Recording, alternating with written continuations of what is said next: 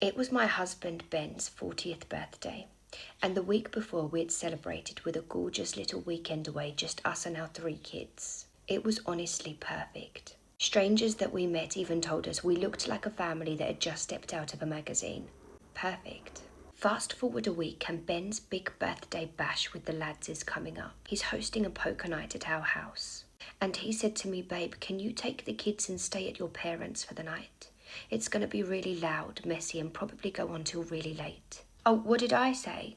Well, I said, "Of course you can.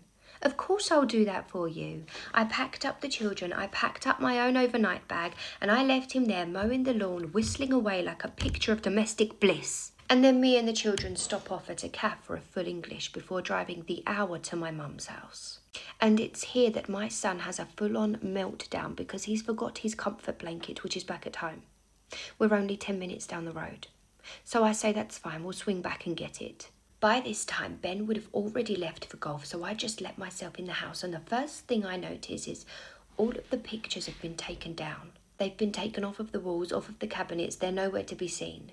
So I think, okay, maybe he just doesn't want them broken at poker night. I mean, how rowdy does it get? Then I went upstairs to my kids' rooms, where everything was covered in white sheets. Their beds, their toys, everything. It felt like I'd just stepped into a psychological thriller. And then I opened my bedroom door, and the same thing. It was clinical, creepy, and just completely wrong. The family photos were gone, and this no longer felt like a home. I was confused, but this had to wait till later. I got back in the car with my children, and I drove them to my parents' house, and then I went full FBI. I drove back home, hid my car down the street, and went to my best friend Sally's house, who lives directly opposite my house. I told her we're going on a stakeout, so naturally she got the wine. Just after midnight, a taxi pulls up. 3 women get out in trench coats, heels, and sunglasses at midnight. It was like Spice Girls meets The Purge. 20 minutes later, I quietly let myself back into my own house. I crept up the stairs and opened the bedroom door. And what I saw was straight out of 50 Shades of What the Fuck. Chains, mirrors, rope, toys I definitely did not buy.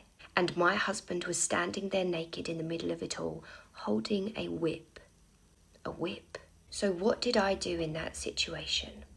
Obviously, I got my phone out and took a picture. And then I looked Ben straight in the eyes and I said, "Sorry to interrupt. Please, carry on."